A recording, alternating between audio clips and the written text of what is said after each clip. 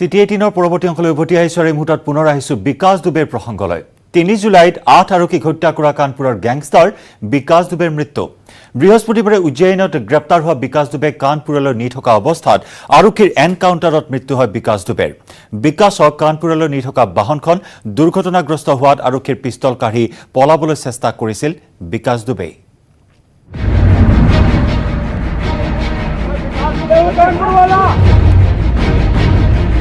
Donor Khalas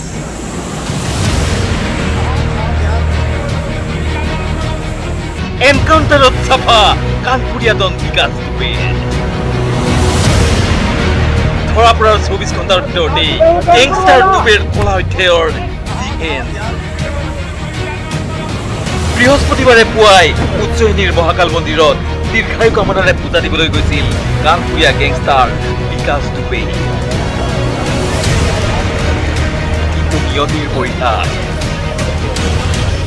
মহাপাতকী বিকাশ দুবেৰ পূজা লোৱাৰ পূৰ্বেই মহাকালে কাল হৈ যৱনিকা পেলালে অন্ধকাৰ সাম্ৰাজ্যৰ কলংকিত নায়ক দুবেৰ কলা অধ্যায়ৰ শুকুৰবাৰে পুৱাই উত্তৰ প্ৰদেশ STFে 3খন গাড়ীৰে কনভয়ৰ যোগেদি বিকাশ দুবেক কানপুৰলৈ নি আছিল কানপুৰৰ দেহাতত হঠাৎ STFৰ এখন গাড়ী দুৰ্ঘটনাত পতিত হয় যিখনত আছিল বিকাশ দুবে এই সময়তে আৰক্ষীৰ পিস্তল কাঢ়ি পলায়নৰ চেষ্টা কৰিছিল হেনো বিকাশ দুবে তাৰ পিছতেই আৰম্ভ হয় আৰক্ষীৰ সংঘৰ্ষ 10 মিনিট জোৰা সংঘৰ্ষৰ অন্তত আৰক্ষীৰ গুলীত নিহত হয় বিকাশ দুবে লগতে 4 আৰক্ষী আহত হয় এই সংঘৰ্ষত দুবেৰ মৃত্যুৰ পিছত আৰক্ষীয়ে সদৰি কৰে এই তথ্য अपराधी विकास दुबे मारा गया है पुलिस के 4 लोग एक्सीडेंट में घायल हुए हैं जिनका CSC कल्याणपुर में इलाज चल रहा है। देखिए सभी लोग जानते हैं कि यहाँ पर अभी गाड़ी पलट गई और इसका फायदा उठा करके हमारे जो विवेचक थे पचौड़ी जी उनकी पिस्टल छीन करके जो है भागने की कोशिश किया जिसमें एक मुठभेड़ हुई जिसमें दुर्दांत अपराधी जो हैं विकास दुबे घायल हुआ जिसको अस्पताल में जो हैं उसको डिक्लेयर किया गया। ये उज्जैन से इसी गाड़ी में बैठा था और जिस गाड़ी में इसका एक्सीडेंट हुआ है कोई गाड़ी बीच में बदली नहीं गई है सारी चीजें आपके सामने एकदम स्पष्ट है बहुत ही साहसिक करेजियस जिसे मैं कहूँगा एक नजीर पेश करने वाली मिसाल यूपी पुलिस ने पेश की है STF की टीम और कानपुर पुलिस ने बहुत ही एक ऐसा यहाँ पर साहसिक मुठभेड़ का परिचय दिया है जिसमें इतना बड़ा दुर्दांत अपराधी मारा गया है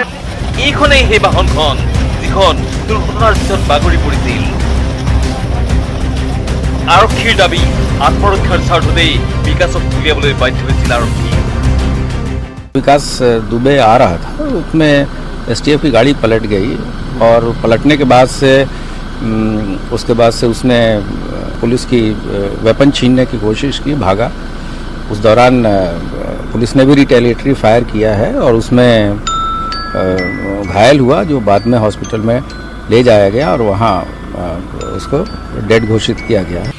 आरक्षीर मते बेया बतৰৰ বাবে গাড়ীখন দুৰ্ঘটনাত পতিত হৈছিল গাড়ীখনত দুজন কামাণ্ডৰ মাজত বিকাশ ঘটিছিল সংঘৰ্ষৰ পিছতেই আৰক্ষীৰ গুলীত গুৰুতৰভাৱে আহত বিকাশ দুবেৰ হাস্পতাললৈ লৈ যোৱা হৈছিল হাস্পতালত মৃত্যু হয় গেংষ্টাৰজনৰ মৃত্যুৰ পিছত বিকাশ দুবেৰ মৃতদেহ হেল্থ হাস্পতালত ৰখা হয় লক্ষণীয়ভাৱে বিকাশৰ মৃতদেহ চমজি ল'বলৈ অস্বীকাৰ কৰে পৰিয়ালেও 8জনকৈ আৰক্ষীৰ প্ৰাণ লোৱা বিকাশৰ বিৰুদ্ধে তোলা হৈছিল হত্যা অপহৰণ ধনদাবী সাম্প্ৰদায়িক হিংসাকে ধৰি 60টা গোচৰ শুকুৰবাৰে কানপুৰ আদালতত বিকাশক হাজিৰ কৰোৱাৰ কথা আছিল ইয়াৰ পূৰ্বে এনকাউণ্টাৰত নিহত হৈছিল গেংষ্টাৰ বিকাশ দুবেৰ ঘনিষ্ঠ সহযোগী উত্তৰ প্ৰদেশৰ এটাৱাত এনকাউণ্টাৰত নিহত হৈছিল বিকাশৰ ঘনিষ্ঠ পৱন দুবে উৰফে প্ৰবীণ কানপুৰত নিহত হৈছিল সহযোগী প্ৰভাত মিশ্ৰৰ একি পৰিণতিয়ে ঘটিল গেংষ্টাৰ বিকাশৰ bureau report news 18 north east চাকৰিৰ আশাত নাথাকি নলবাৰীৰ এগৰাকী যুৱকৰ ব্যতিক্ৰমী প্ৰচেষ্টা শিল্প প্ৰতিষ্ঠানেৰে স্বাৱলম্বী হৈছে বাঁহজানিৰ বিপুল কলিতা নিজ গৃহতে যুৱকজনে গঢ় দিছে ভাগ্যলক্ষ্মী হস্ত উদ্যোগ নামৰ এক শিল্প প্ৰতিষ্ঠান চাকৰিৰ প্ৰতিযোগিতাৰ দৌৰত নানামী শিল্প সাধনত নামি পৰা নলবাৰীৰ এজন যুৱক নাম বিপুল কলিতা নলবাৰী বাঁহজানিৰ নিজ গৃহত বিপুল কলিতাই গঢ় লৈছে ভাগ্যলক্ষ্মী হস্ত উদ্যোগ নামৰ এক শিল্প প্ৰতিষ্ঠানৰ বিপুলৰ ভাগ্যৰেখী হস্ত উদ্যোগত আছে বাঁহ কাঠৰ নানান ভাস্কৰ্য সামগ্ৰী।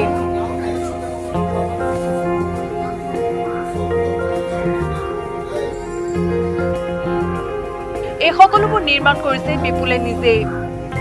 ককাইক ভুৱনেশ্বৰ কলিতাৰ পৰা ভাস্কৰ বিদ্যা আয়ত্ত কৰি 1998 চনৰ পৰা এই শিল্পৰ লগত জড়িত হৈ পৰিছিল বিপুল। ইতিমধ্যে নলবাৰীৰ লগতে অসমৰ বিভিন্ন জিলাত কৰ্মশালাৰ আয়োজন কৰি বিপুলে জিলাখনলৈ গৌৰৱ কঢ়িয়াই আনিবলৈ সক্ষম হৈছে। বাঁহ আৰু কাঠত মই বিভিন্ন ধৰণৰ প্ৰতিমূৰ্তি বনাওঁ। স্বাস্থ্যমন্ত্ৰী হিমন্ত বিশ্ব দেৱৰ প্ৰতিমূৰ্তি মই নিজ হাতে বনাই তেখেতক মই উপহাৰ দিছোঁ। বৰ্তমান মহাত্মা গান্ধী গণেশ মূৰ্তি মানে ব্যক্তিৰ অৰ্ডাৰ মতে মই প্ৰতিমূৰ্তি মই বনাই অৰ্ডাৰ পাওঁ। গড়সমূহ মই অসম পৰ্যটন নিগমৰ লগৰ কাৰণে বনাইছোঁ, তাত মোৰ অৰ্ডাৰ আছে। চৰকাৰীভাৱে মই বিশেষ সুবিধা পোৱা নাই, কিন্তু বৰ্তমান মই অসম চৰকাৰৰ শিল্পী সম্বৰ্ধনা আঁচনিত আবেদন কৰিছোঁ। যদি আৰু সেইটো মই মোক দিয়ে তেনেহ'লে মই নিশ্চয় উপকৃত হ'ম। বিপুলে এই নিৰ্মাণ কৰা শিল্পসমূহ অসমৰ বিভিন্ন ঠাইত বিক্ৰী কৰাৰ উপৰিও অৰ্ডাৰ অনুযায়ী যোগান ধৰে। এই শিল্পৰ যোগেদিয়ে পৰিয়াল পোহপাল দি আহিছে বিপুল কলিতাই। নলবাৰীৰ পৰা ত্ৰিদীপ কলিতাৰ report, news 18 Assam North east. ইচ্ছা থাকিলে অসম্ভৱো সম্ভৱ হ'ব পাৰে। এই কথাষাৰৰ সত্যতা প্ৰমাণ কৰিছে যোৰহাটৰ এগৰাকী কৃষকে। লকডাউনৰ সময়ত পেলনীয়া সামগ্ৰীৰে ঘৰতে নিৰ্মাণ কৰিলে পাৱাৰ টিলাৰ সদৃশ মাটি চহোৱা এবিধ যন্ত্ৰ।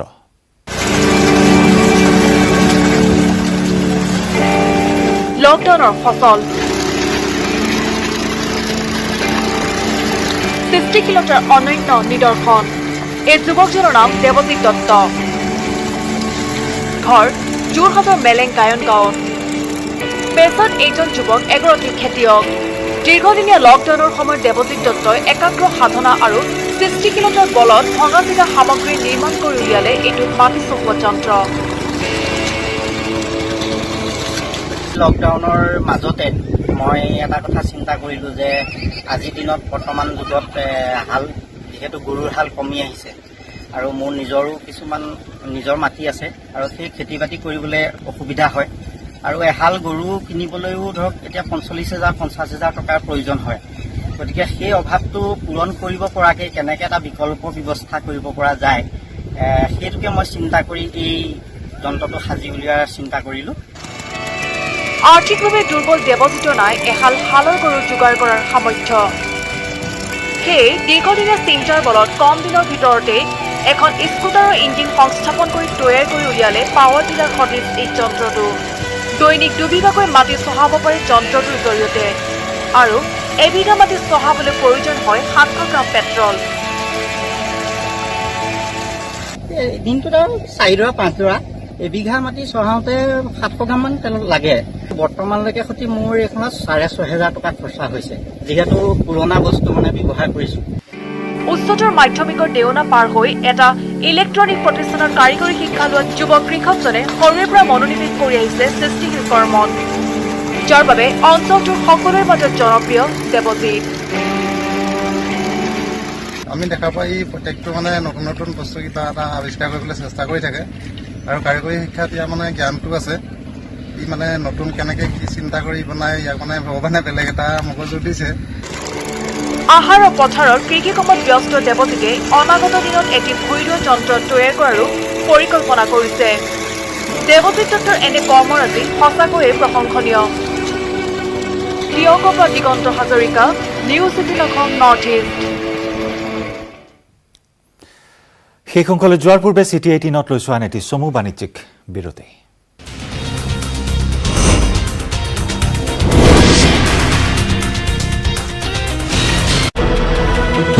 আৰম্ভ প্লাজমা থেৰাপিৰে কোভিডৰ চিকিৎসা। জিএমচিএইচৰ কোভিড হাস্পতালত মন্ত্ৰী হিমন্ত বিশ্ব শৰ্মাই মুকলি কৰে প্লাজমা থেৰাপি। জিএমচিএইচৰ 30টা আইচিইউত 28 গৰাকী কৰোনা ৰোগীৰ অৱস্থা অতি সংকটজনক বুলি মন্তব্য কৰে স্বাস্থ্যমন্ত্ৰীগৰাকীয়ে।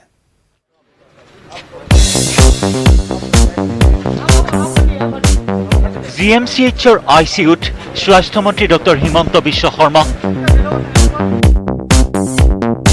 খবৰ লৈছে কোভিড আক্ৰান্ত হৈ সংকটজনক অৱস্থাত চিকিৎসাধীন হৈ থকা ৰোগীসকলৰ। বাৰ্তা বিনিময় কৰিছে ৰোগী চিকিৎসকেৰেও তাৰ মাজৰে দুই এজনে ধন্যবাদো দিলে স্বাস্থ্যমন্ত্ৰীগৰাকীক এয়া বৃহস্পতিবাৰৰ GMCHৰ ICUত প্লাজমা থেৰাপি শুভাৰম্ভ কৰাৰ সময়ৰ দৃশ্য সংকটজনক অৱস্থাত চিকিৎসাধীন ৰোগীসকলক আৰম্ভ কৰা হৈছে প্লাজমা থেৰাপি কোভিড আক্ৰান্ত হৈ আৰোগ্য লাভ কৰা লোকৰ প্লাজমাৰে ৰোগীৰ চিকিৎসাকে কোৱা হয় প্লাজমা থেৰাপি প্লাজমা থেৰাপিৰ শুভাৰম্ভণিত উপস্থিত থাকি প্লাজমা দানৰ বাবে কোভিড আৰোগ্যসকলক আহ্বান জনালে স্বাস্থ্যমন্ত্ৰীগৰাকীয়ে আজি আমি প্ৰথম প্লাজমা থেৰাপি ইয়াত আৰম্ভ কৰিলোঁ আৰু ডক্টৰ লিটিকেছে যিটো প্লাজমা ডনেট কৰিছিল সেইটো আজি আমি ইয়াত আমাৰ ডক্টৰসকলে এজন পেচেণ্টক দিছে পেচেণ্টজনৰ অৱস্থা খুবেই বেয়া তথাপিতো আমি চাব খুজিছোঁ যদি ভগৱানে কৰে নিশ্চয় তেখেতক ভাল কৰিব এইবাৰ চাওক স্বাস্থ্যমন্ত্ৰী হিমন্ত বিশ্ব শৰ্মা GMCHৰ ICUলৈ সোমোৱাৰ আগৰ দৃশ্য PPE কিট পৰিধান কৰিছে স্বাস্থ্যমন্ত্ৰীগৰাকীয়ে চিকিৎসক নাৰ্ছৰ সহায়ত পৰিধান কৰিছে টুপিৰ পৰা জোতালৈ সম্পূৰ্ণ সাজু হৈ প্ৰৱেশ কৰিছে ICU কক্ষত ৰোগীৰ কাষলৈ যোৱাৰ কাৰণক ব্যাখ্যা কৰিলে স্বাস্থ্যমন্ত্ৰীগৰাকীয়ে এনেকুৱা ধৰণৰ কথা বতৰাই মই আজি ইয়াত আহিছোঁ সকলোৰে মনটো ভাল যে মই তেওঁলোকৰ লগত থিয় হৈছোঁ মই বুলি নহয় যিকোনো স্বাস্থ্যমন্ত্ৰী বা যিকোনো মানুহ আহিলে কৰ্মীসকলে ভাল পায় bureau report news 18 Assam North east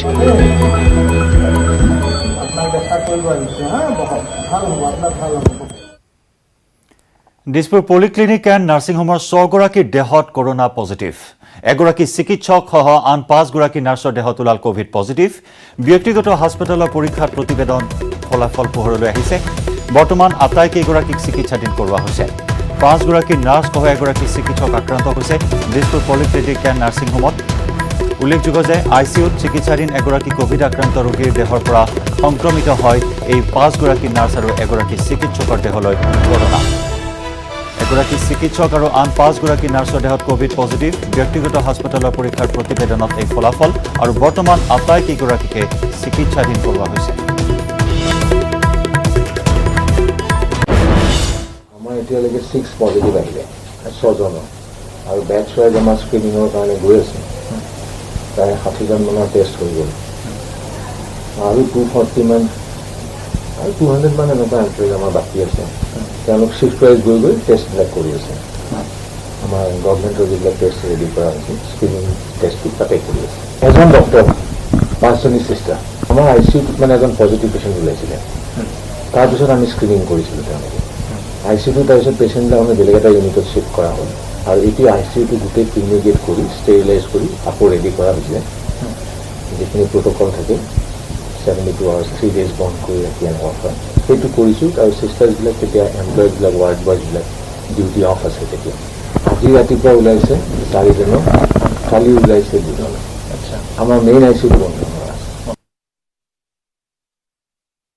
Guwahati কেন্দ্ৰীয় কাৰাগাৰত গণসংক্ৰমণ কেন্দ্ৰীয় কাৰাগাৰত 11জন কোভিড পজিটিভ 4খন এম্বুলেন্সেৰে জৰিয়তে চিকিৎসালয়লৈ প্ৰেৰণ কৰা হয় আক্ৰান্তসকলক স্বাস্থ্য বিভাগৰ দলে লৈ যায় চিকিৎসালয়লৈ ইতিমধ্যে আমি জনাইছিলো ইয়াৰ পূৰ্বলৈকে 6জন কয়দীৰ দেহত কৰোনা পজিটিভ ধৰা পৰিছিল আৰু শেহতীয়াকৈ এই খবৰ গুৱাহাটী কেন্দ্ৰীয় কাৰাগাৰত 11জন কোভিড পজিটিভ 4খন এম্বুলেন্সৰ জৰিয়তে চিকিৎসালয়লৈ প্ৰেৰণ কৰা হয় আক্ৰান্তসকলক স্বাস্থ্য বিভাগৰ দল আহি 4খন এম্বুলেন্সেৰে লৈ যায় আক্ৰান্তসকলক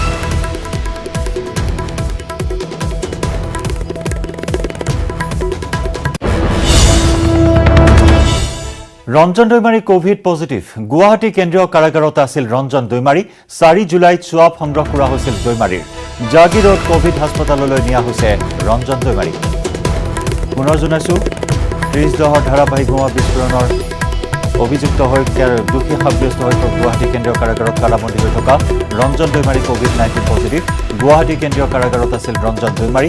4 জুলাইত সোৱাব সংগ্ৰহ কৰা হৈছিল দৈমাৰীৰ আৰু বৰ্তমান জাগিৰোড কোভিড হাস্পতাললৈ নিয়া হয় ৰঞ্জন দৈমাৰী।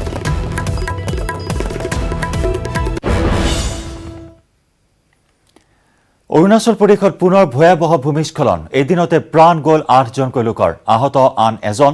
অৰুণাচল প্ৰদেশৰ পাপুমপাৰে জিলাত সংঘটিত হোৱা দুটা পৃথক পৃথক ভূমিস্খলনৰ ঘটনাত আজি মুঠ 8জনকৈ লোকৰ মৃত্যু হয়। দৈমুখ নামৰ ঠাইখনৰ সমীপৰ টিগডো নামৰ গাঁওখনত আজি পুৱা 2:30 পাহাৰ খহি বোকা মাটি আৱৰি ধৰে সমগ্ৰ ঘৰটো আৰু সেই সময়তে ঘৰটোৰ ভিতৰত শুই থকা 4জন লোকেই মৃত্যুমুখত পৰে। নিহত হোৱা লোককেইজনৰ মাজত আছে এটি 8মহীয়া শিশু। আনহাতে আজিৰ দিনৰ 11:30 সংঘটিত হোৱা আনটো শোকাবহ ভূমিস্খলনৰ ঘটনা ঘটে ইটানগৰৰ পৰা 6 কিলোমিটাৰ নিলগৰ মিডিৰিজু নামৰ গাঁওখনত।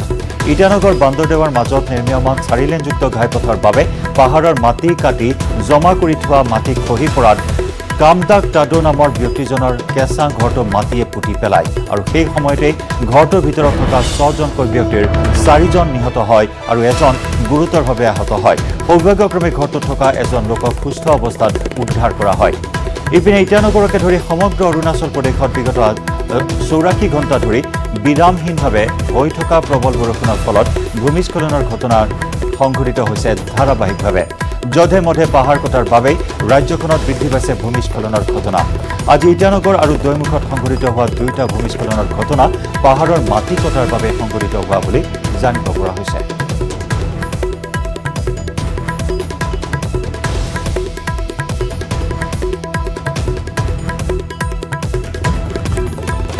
নেৰানে পৰা বৰষুণৰ বাবে ইটানগৰ অৰুণাচলৰ বিভিন্ন প্ৰান্তত সংঘটিত হৈ আছে ভূমিস্খলনৰ ঘটনা। পুৱতি নিশা ভূমিস্খলনত প্ৰাণ গ'ল একেটা পৰিয়ালৰ 4জনৰ। আনহাতে আজি দুপৰীয়া 11:30 আন এক ভূমিস্খলনত প্ৰাণ গ'ল 6জনকৈ লোকৰ।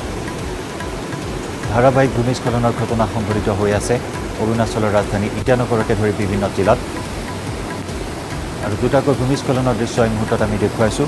4-লেনযুক্ত ৰাষ্ট্ৰীয় ঘাইপথ নিৰ্মাণৰ কাম চলি আছে আৰু তাৰ বাবে পাহাৰৰ মাটি কাটি জমা কৰি থোৱা হৈছিল আৰু সেই মাটি স্খলন হৈ সেই মাটিয়ে আৱৰি ধৰি মৃত্যুক সাৱটি লয় প্ৰায় 8জনকৈ লোকে।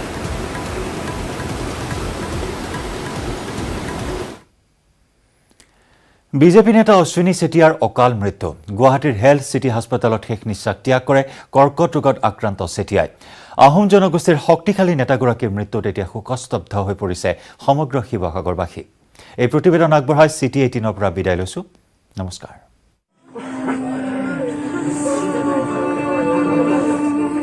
হঠাৎ এটা দুখ খবৰে মৰ্মাহত কৰি তুলিলে ৰাজ্যবাসীক।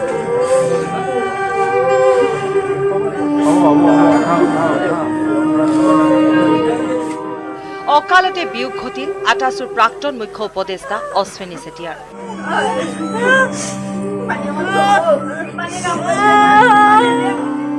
এক সংগ্ৰামী কণ্ঠ অকালতে হেৰাই যোৱাত শোকাহত হৈছে বিভিন্ন দল সংগঠনৰ কৰ্মী তথা গুণমুগ্ধ ব্যক্তি।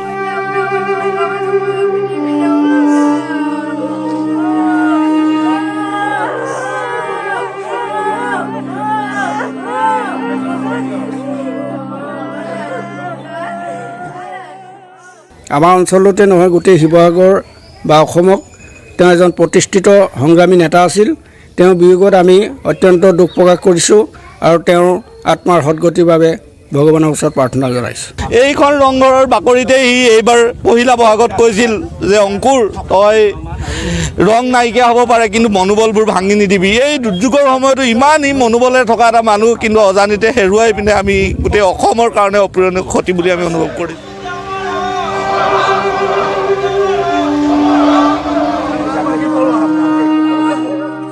দীৰ্ঘদিন ধৰি কৰ্কট ৰোগত আক্ৰান্ত হৈ থকা অশ্বিনী চেতিয়াৰ শুকুৰবাৰে পুৱতি নিশা দেহাৱসান ঘটে।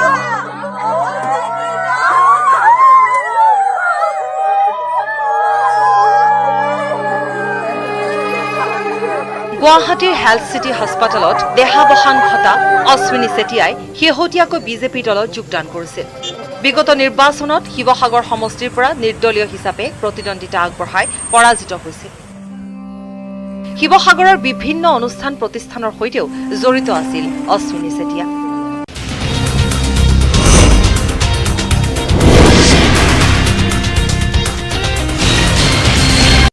বাতৰি আগবঢ়াইছে ৰয়েল গ্লোবেল